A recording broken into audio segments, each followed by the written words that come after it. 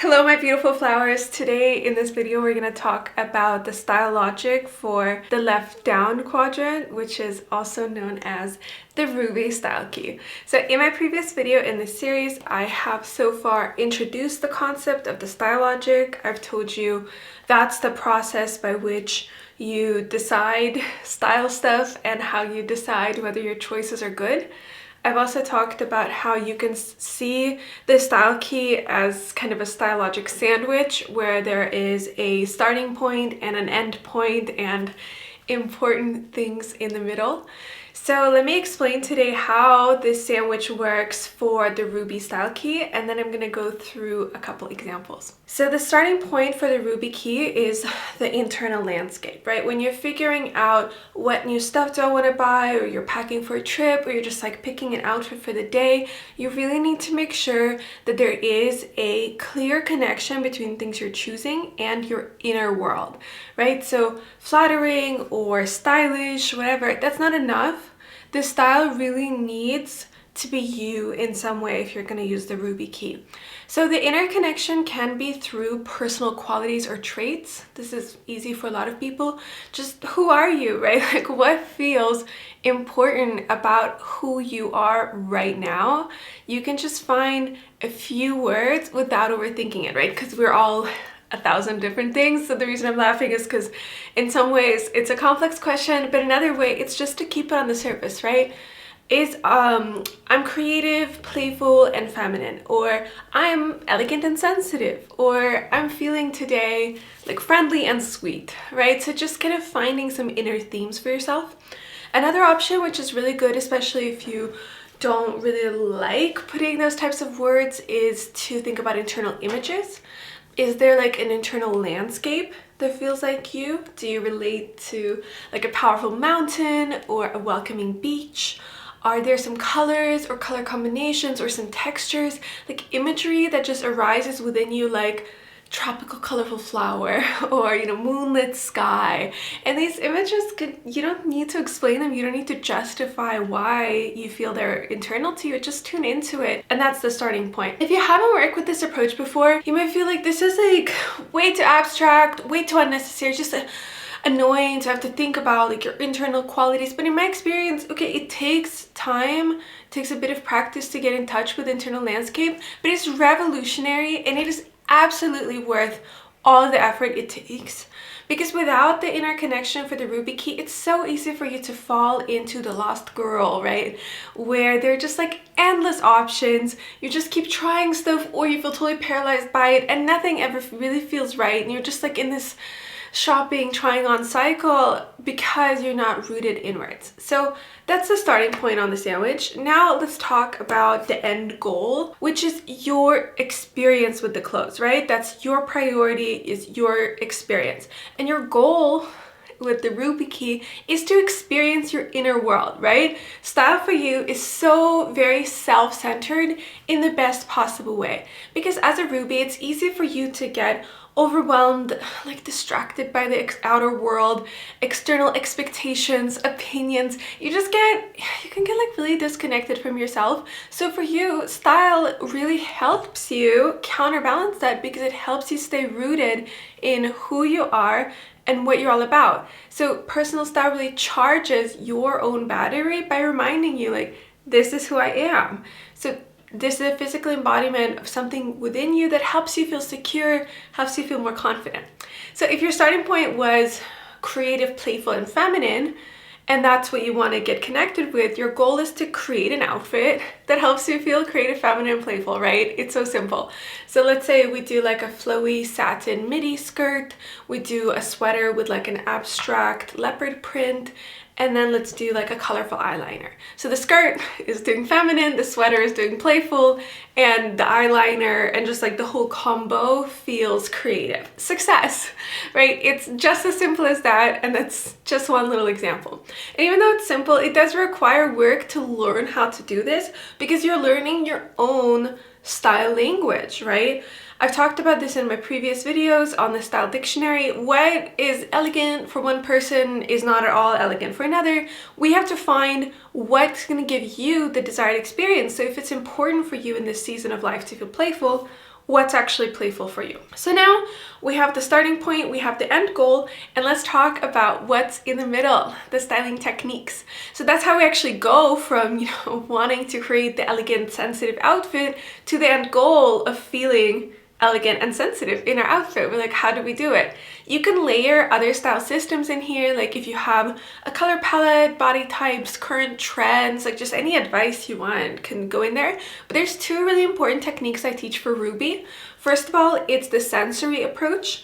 So I encourage you to practice feeling into the body and taking cues from how things actually feel. For example, many Rubies struggle with jewelry or accessories. You could put on an outfit and then you could feel into your body, like where do you want to add jewelry onto your body? What type of jewelry do you want? Do you want like a big strong necklace to emphasize the neckline? Do you want dainty light little stacking rings? Is it like you want something on your arms but you want it to be really fitted so it doesn't move around? This type of approach can sound so weird, which is wild, right? Because it's our body, but most styling techniques totally ignore the body and just focus on like, external rules, ideas like, oh, I have flowers on my shirt, so I put flowers on my ears, right? But you gotta listen to your body, and once you get the hang of this, once you practice it a bit, it's like magic because the answers just are there for you just to listen in. The second technique I teach for Ruby is what I call showing and hiding. You've heard me talk about this before probably. It's about learning how to play with the right amount of visual interest, right? So the excitement of being seen, like a vibrant purple print, blah. And then you have the security of being covered up, right? For example, I have a long sleeve top and it kind of covers the neckline. So I have a very exposed, bright, colorful shirt, but it's also kind of covered up.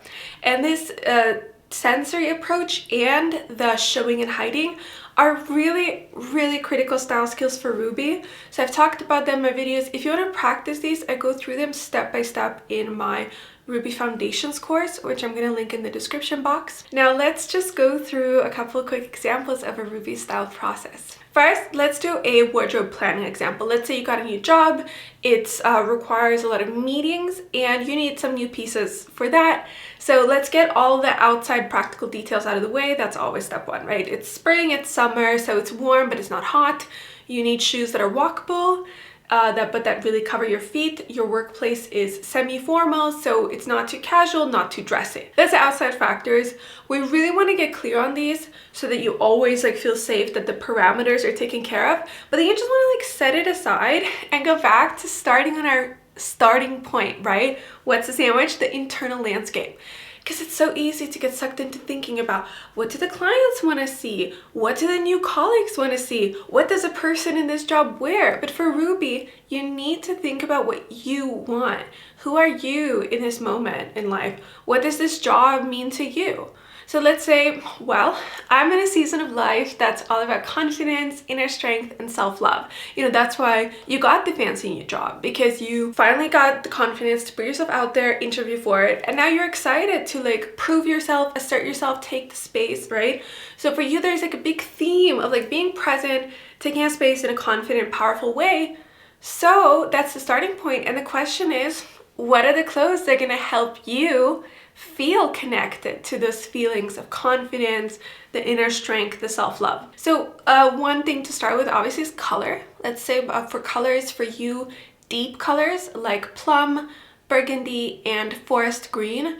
Those are really strong, assertive colors that also look nice with your body. And then we can think about some go-to pieces. So let's say you're yes, silk flowy blouses are kind of practical for the weather, but it's also the silkiness, the flowiness feels very self-loving. It feels very indulgent, and that feels very me. Then for accessories, maybe we want some power shoes, right? So like a heeled boot or a chunky loafer for summer.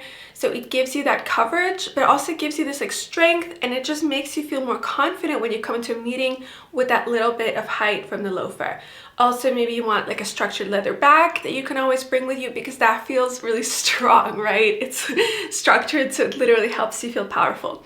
So obviously this is just a quick example, but you can already see that we have some ideas for a clear shopping list for the new work wardrobe that is based on like your inner needs. Whereas if you think about like, oh, well, in this office, everybody wears like this type of blazer, but you know, I feel so awkward in it. It's like you're gonna show up in the blazer that, okay, you maybe will fit in visually, but if you can't like be yourself, and you're just being kind of awkward and uncomfortable, it's like, is that the energy you want to bring to the new job? It's so much better if you come in the like appropriate but personal things that actually feel like you and help you be present. Okay, let's do another example. Let's do just getting dressed for an event, right? You're gonna go out to brunch with your friends. It's a super fancy brunch place. It's margarita extravaganza, but you are feeling very low-key and a little bit fragile. You definitely don't want to cancel, because you're allowed to hang out with your friends even if you feel bad, but you don't want to take inspo from, oh, this is a fancy restaurant and here's what my friends are wearing. It just doesn't feel good. You want to, like, in this case, you really want to start with the inner part of you, which is like, I'm feeling fragile and tender and gentle, right? So something bold and loud right now would feel like trampling on a delicate flower, even if it's on fancy margaritas theme. Instead, you're like, well, I need something that helps me feel a bit like sensitive and safe and comfortable. So we're gonna go for like your favorite knit body hugging dress. Makes you feel a bit cocooned, and kind of like a thick denim jacket, which again feels really supportive and really cozy, and you can kind of hide in it. And then on that, we're like, okay, but I need a bit of oomph. So we'll like add a pair of platform boots, which give you a bit of that cool vibe, and maybe like a pair of hoop earrings so you feel a bit dressy, right? So the outfit comes together and it's a dressy brunch outfit, but it came again from the place of you being like, what do I need? Like right now, what's actually going on with me so I can bring myself to the brunch instead of bringing some sort of like fantasy version of me to the brunch, which doesn't exist, right? So that's the Ruby Style Key overview. It's all about being as connected to your inner self as you possibly can and using clothes to build that bridge inwards. I invite you to check out the Ruby Foundations course if you want to practice applying these ideas. I'm going to link it below. I'm going to do some like more in-depth styling example videos in the future where I like go through these examples in greater detail. But in the next video in this series, we're going to have an overview on the Moonstone key. So I'll see you then. Bye!